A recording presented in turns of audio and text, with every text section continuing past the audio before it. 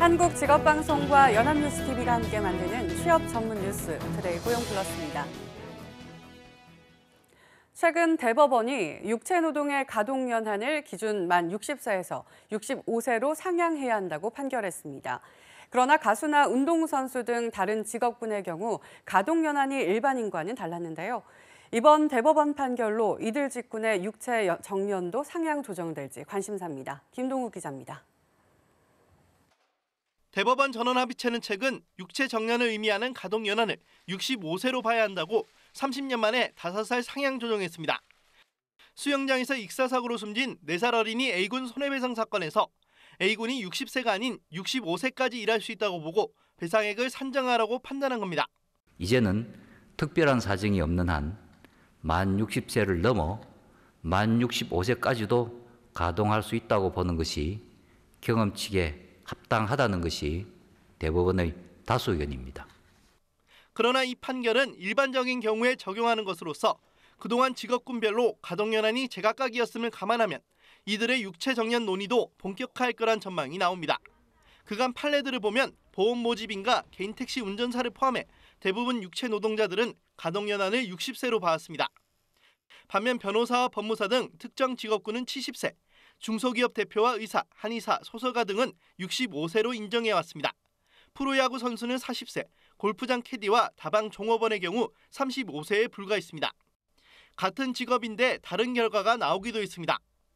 목사의 경우 70세로 본 사례도 있고 70세까지 일할 수 있다고 보기는 어렵다는 판결도 있었습니다.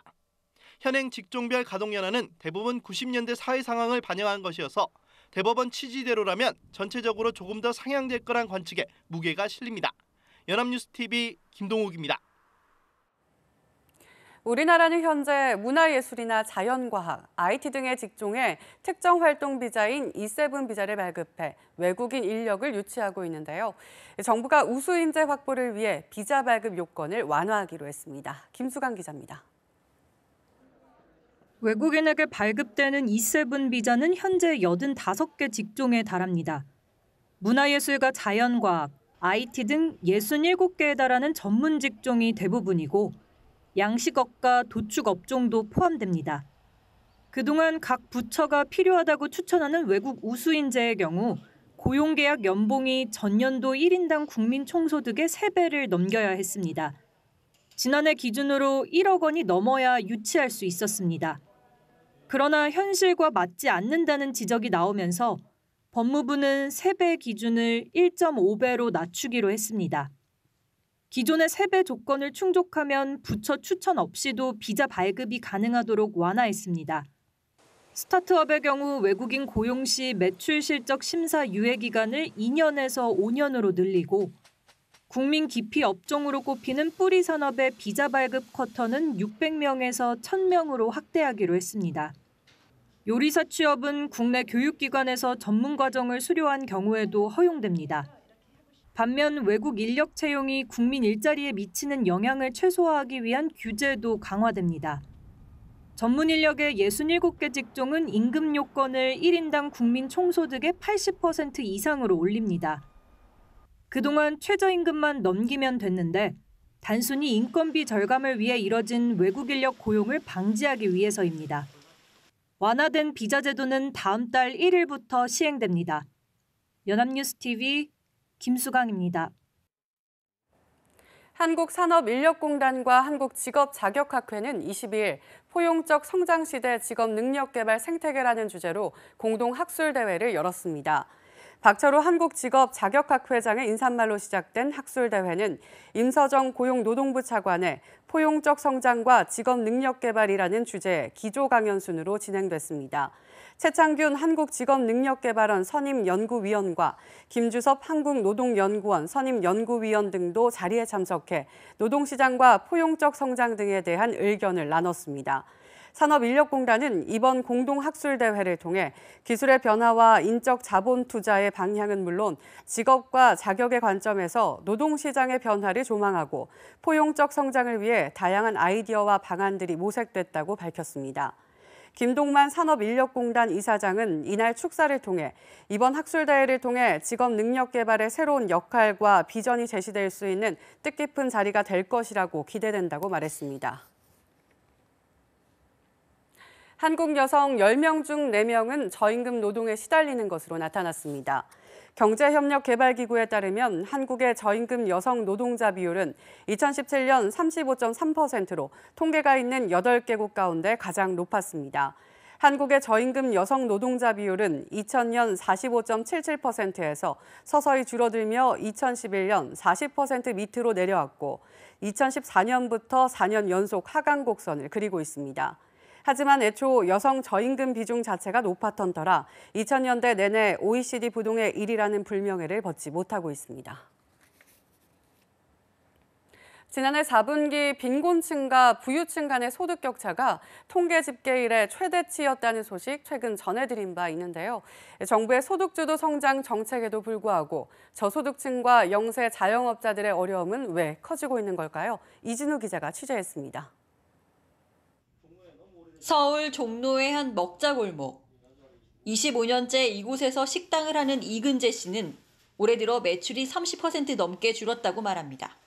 급격한 최저임금하고 근로시간 낮춤으로 인해서 서민들만 더 힘들게 만드는, 서민들만 일자리가 더 없어지는. 인근 지하상가는 더 심각한 상황. 40년 된 소고가게 주인은 지난해에 절반도 안 팔린다며 어려움을 토로합니다. 안 주고 싶어서가 아니라 주고 싶은데 소득이 안 따라주니까 안 되는 거예요. 전국 4만 개 넘는 편의점들 사정도 마찬가지. 서울 거는 지난해보다 매출이 5%에서 10% 줄었고 지방은 30%까지 쪼그라든 상황.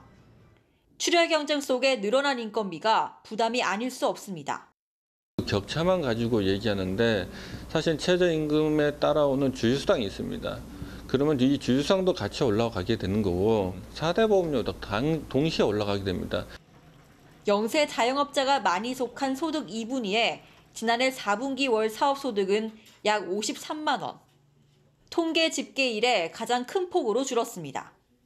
반면 지난해 말 기준 가계빚은 1,535조 원에 달합니다. 고용과 일자리에 문제가 생기면서 발생한 현상으로밖에는 판단하기 어렵고요. 노동과 고용 관련된 정책의 전반적인 수정과 재검토가 필요할 것으로. 경기 침체 속에 영세 자영업자들의 어려움이 가중되면서 정부 정책 방향을 둘러싼 논란은 불가피해 보입니다. 연합뉴스TV 이진우입니다. 정부는 저출산 대책의 하나로 공동 육아 문화를 권장하고 있습니다. 남자도 육아휴직을 쓰고 가정에서 아이를 돌볼 수 있어야 한다는 건데요. 일부 기업에선 육아에 익숙지 않은 남자 직원들에게 육아 체험 기회를 주는데 조성훈 기자가 현장을 다녀왔습니다. 아이를 업을 때 쓰는 띠를 매는 남성. 익숙지 않아 실수를 연발하다 간신히 착용해 성공합니다. 유모차는 접거나 시트 방향을 바꾸는 것부터 헷갈립니다. 아이를 카시트에 고정시키는 것도 보는 것만큼 쉽지 않습니다. 곧 아이가 태어나거나 영유아를 키우고 있는 남자 직원들이 육아 체험에 나섰습니다. 생각보다 아이도 무겁고 이런 유모차나 카시트 같은 것들도 좀 남자의 힘이 더 필요한 부분들이 있더라고요. 그래서 배우자한테 무조건 맡길 게 아니라 제가 좀 많이 도와줘야겠다. 저출산 고령 사회를 극복하기 위해 공동 육아 문화를 확산해야 한다는 목소리가 커지면서 정부는 남성 육아 휴직자를 늘릴 계획입니다. 남성 육아 휴직자는 지금보다 1.5배 늘어나게 됩니다.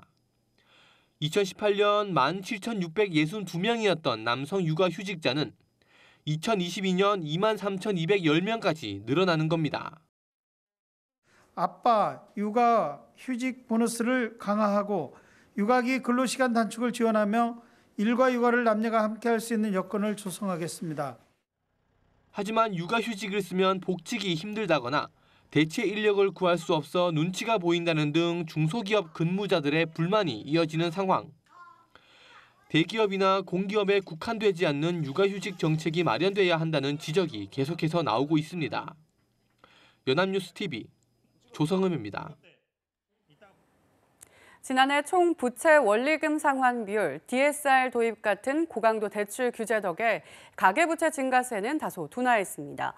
하지만 지금 있는 빚만으로도 가구당 대출이 8천만 원에 육박하고 전체 빚이 한 해 명목 국내 총생산의 86%에 달하는 실정입니다. 소재영 기자입니다.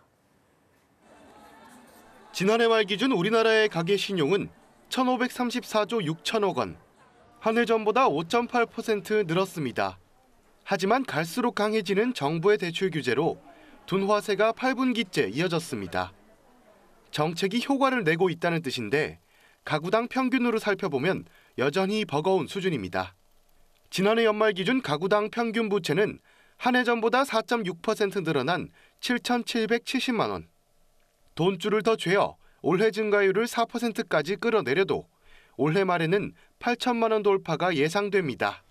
또 국내 총생산, 명목 GDP 대비 비율도 사상 최고인 85.9%. 정부의 가계부채 증가 억제 목표치인 명목 GDP 성장률은 3.3%에 불과한데 가계빚은 그보다 더 큰 폭으로 늘어난 결과입니다. 이처럼 가구당 부채와 GDP 대비 가계부채 비율이 계속 늘어난다면 금융과 실물 경제 모두에 악영향이 있을 수밖에 없습니다. 가계부채 부실화 우려가 커지게 됩니다. 그래서 금융 시스템이 혼란해지고 그만큼 이제 소비할 여력이 줄어든다고 보는 거니까 내수가 침체되면서 경기 침체를 가져올 수가 있습니다. 여기에 대출 규제 탓에 저소득자가 제도권 대출에서 대부업으로 밀려 전체 대출의 질이 악화되거나 가계부채 증가 속도가 목표대로 제어되지 않는다면 경제 부담은 더 커질 전망입니다. 연합뉴스TV 소재영입니다. 연초부터 우리나라를 찾은 외국인 관광객이 두 자릿수 증가율을 보였습니다. 한반도 평화 무드도 일부 영향을 줬다는데 외국인 관광객 추세와 전망을 이진우 기자가 알아봤습니다. 지난달 한국을 방문한 외국인 관광객은 110만 4천여 명, 95만여 명에 불과하던 지난해 1월보다 15% 이상 뛰었습니다. 올해도 역시 중국인과 일본인 관광객이 대세입니다. 중국인이 39만 2천 명, 일본인은 20만 6천여 명이 방문했는데 모두 작년 1월보다 20% 이상 증가한 겁니다. 중국과 일본의 겨울방학과 연휴가 겹친 영향으로 분석됩니다. 食べ物が美味しいところ、可愛いものがいっぱいあるところ、あと美容来たいです。近いし、日本と近い、面白い。また来たいです。 중국, 일본을 제외한 아시아 국적의 관광객도 조금 늘었습니다. 특히 대만 관광객은 저가 항공을 중심으로 노선이 확대된 데다 겨울철 가족 단위의 관광객이 늘면서 1년 전보다 16% 늘었습니다. 홍콩의 연초 징검다리 연휴 덕에 홍콩인 관광객도 3.5% 증가한 상황. 남북 화해 분위기에 따른 한국의 그 평화 우호 무드가 좀 시장의 안정성으로 좀 작용을 했고요.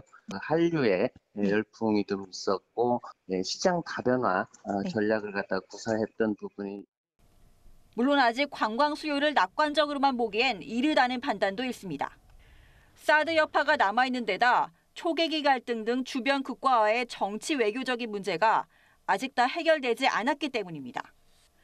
정부가 올해 유치 목표로 잡은 외국인 관광객은 작년보다 300만 명 늘어난 1,800만 명. 중국인과 일본인 편중에서 벗어나 다른 나라의 외국인도 많이 끌어들일 수 있는 다양한 관광 상품 개발이 필요하다는 지적이 나옵니다. 연합뉴스TV 이진우입니다.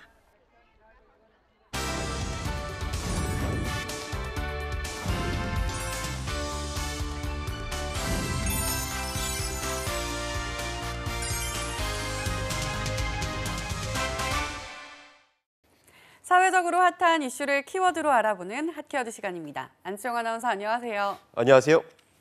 핫키워드 시간입니다. 지난주 사회면을 뜨겁게 달궜던 뉴스가 있습니다. 바로 청년 수당에 대한 내용이었는데요. 청년의 미래를 위한 투자와 형평성 논란에서 여전히 뜨거운 감자가 되고 있는 청년 수당 논란에 대해 알아보겠습니다. 지난주 뉴스는 물론 각종 포털 사이트의 실시간 검색어에 계속 청년수당이라는 단어가 올랐죠. 서울시에서 청년수당을 확대하겠다고 밝히면서 나온 얘기였어요. 네, 그렇습니다. 현재 서울시는 제한 없이 서울의 20대 청년 1,600명에게 매달 50만 원의 청년수당을 지급하는 방안을 검토하고 있는데요. 서울시는 2016년부터 청년수당 정책을 실시하고 있습니다. 청년에게 진로와 구직, 사회 진입 활동 시간을 보장한다는 취지로 일부 청년들에게 최대 6개월간 매월 50만 원을 지급하고 있는 내용의 정책입니다. 지난해엔 7,000명가량의 청년에게 이 혜택이 돌아갔고 올해는 약 5,000명에게 청년수당이 지급될 예정인데요. 단 이 청년수당을 받기 위해선 조건이 있습니다. 만 19세에서 29세 청년 중 이 소득은 중위소득 150% 미만 혹은 취업을 하지 않았거나 3개월 미만 또는 주 30시간 미만과 같은 단시간의 청년 근로자만이 이 청년수당을 신청할 수 있는 자격이 되는 거죠. 그런데 이번에 검토 중인 청년수당의 경우엔 아무 조건 없이 청년에게 청년수당을 지원하겠다는 겁니다. 네, 조건 없이 청년수당을 지급하겠다. 상당히 파격적인 내용인데요. 이러한 방안이 검토되는 배경은 뭘까요? 네, 서울시 정책연구기관인 서울연구원과 민간연구소 랩2050이 일부 청년들에게 소득 제한 없이 수당을 지급하는 그러니까 일종의 복지 실험을 서울시에 제안했기 때문인데요. 제안의 내용은 다음과 같습니다. 2,400명의 청년들을 3개 그룹으로 나눈 후 1,600명은 수당을 차등 있게 주고 800명은 아예 주지 않는 방식으로 생활 태도를 관찰해보자는 건데요. 복지 실험을 통해 효과가 있다고 결론나면 대상이 확대될 수 있다고 합니다. 그런데 논란에도 불구하고 청년들을 상대로 이 같은 복지 실험을 하는 이유는 뭔가요? 네, 실험을 통해 소득에 상관없이 청년의 기본적인 생계를 보장해주면서 보다 많은 청년들이 자유롭게 여러 가지 일과 창업과 혁신을 시도할 수 있도록 도와주자는 건데요. 서울연구원과 함께 조건 없는 청년수당을 제안했던 랩2050의 이원재 대표는 한 방송사와의 인터뷰에서 서울시에서 50만 원을 6개월간 5,000명에게 지급한 결과를 봤더니 그 수당을 받고 나서 취업하거나 창업하는 비율은 41%, 창작 활동을 하는 비율은 6%라고 밝혔는데요. 뿐만 아니라 청년수당이 취업수당보단 상당히 효과가 있었다며 무엇보다 수당을 받는 청년들은 구직 기간이라 굉장히 불안정한 상태인데 실질적인 건강이나 사회에 대한 신뢰도가 급격하게 향상했다고 설명하며 서울시에 이 같은 제안을 내놓은 이유를 밝혔습니다. 이렇게만 보자면 상당히 좋은 취지인데 논란이 되는 이유는 뭘까요? 네, 몇 가지의 이유가 있습니다. 첫 번째는 실효성의 문제인데요. 청년수당이 올바르게 쓰이면 좋지만 생계나 자기 개발이 아니라 갑자기 생긴 돈을 이용해서 술을 마시거나 유흥을 즐기는 식으로 돈을 낭비할 수 있다는 겁니다. 물론 현재 청년수당의 경우 일종의 클린카드 형태의 전용 계좌와 카드를 받아서 특급 호텔, 카지노, 안마 시술소, 주점 등 유흥업종의 사용이 제한되고 있습니다. 하지만 부가적인 소득이 생긴 만큼 청년수당 외 기타 소득을 통해 수당의 취지를 저해할 수 있다는 뜻입니다. 네, 청년수당이 과연 청년들에게 올바르게 쓰일 것이냐에 대한 지적은 나름의 이유가 있었네요. 더욱이 청년수당으로 지급되는 돈은 세금에서 비롯되기 때문에 이 같은 실효성에 대한 지적이 있을 수밖에 없는 것 같아요. 네, 그렇습니다. 세금에 대한 부분도 말씀하셨는데요. 실제로 이에 대한 지적도 있습니다. 국민이 낸 세금이 지나친 포퓰리즘 정책에 악용될 수 있다는 건데요. 이에 대한 지적은 서울시뿐만 아니라 현재 9곳의 광역단체에서 실시되고 있는 청년수당 정책에도 해당이 됩니다. 구직 활동 중인 청년에게 월 50만 원을 최대 6개월까지 지급하는 경기도, 80억 원의 예산으로 미취업 청년에게 4개월간 월 50만 원씩 지급하는 경상남도 등 상당한 예산이 청년 지원 자금에 투입되고 있는데 일부에선 일자리 창출 대신 다른 곳에 국민의 세금이 쓰이고 있는 것 아니냐는 지적이 일고 있기 때문입니다. 참 어려운 문제인 것 같습니다. 혹시 이에 관해 실패를 했거나 성공을 했던 해외 선행 사례는 없을까요? 네, 저도 궁금해서 관련 자료를 살펴봤는데요. 핀란드에 비슷한 예가 있습니다. 핀란드 사회보건부는 2017년 1월부터 2018년 12월까지 2년간 장기 실업자 2,000명에게 월 560유로, 우리 돈으로 약 72만 원의 부분 기본소득을 지급했는데요. 취업률이나 재정 자립도는 늘지 않았지만 수급자의 삶의 질은 나아졌다는 결과가 도출됐습니다. 이 때문에 핀란드 역시 이 부분 기본소득에 대한 의견이 분분했는데요. 이처럼 청년수당 역시 여전히 실질적인 취업률 증가와 취업 의지의 고취, 기본적인 삶의 질의 향상 사이에서 논란이 계속되고 있는 거죠. 네, 서울시의 무조건적인 청년수당 논란, 실험의 취지도 또 이에 반박한 의견 모두 나름의 이유가 있습니다. 일을 하고 싶어도 하지 못해 여유가 없는 청년에게 조금이나마 숨통을 열어주고 이것이 경제활동으로 이어질 수 있게 도와주자는 주장. 반면 이미 지나친 지원 정책은 효율성이 없는 세금 낭비라는 주장도 존재합니다. 현재까지도 뜨거운 논란이 되고 있는 청년수당. 부디 신속한 사회적 합의와 실효성 있는 해결책이 제시되길 바라겠습니다. 지금까지 하키워드 안채영 아나운서였습니다. 고맙습니다. 고맙습니다. 지금까지 투데이 고용플러스였습니다. 오늘 저희가 준비한 내용은 여기까지입니다. 함께해 주신 여러분 고맙습니다.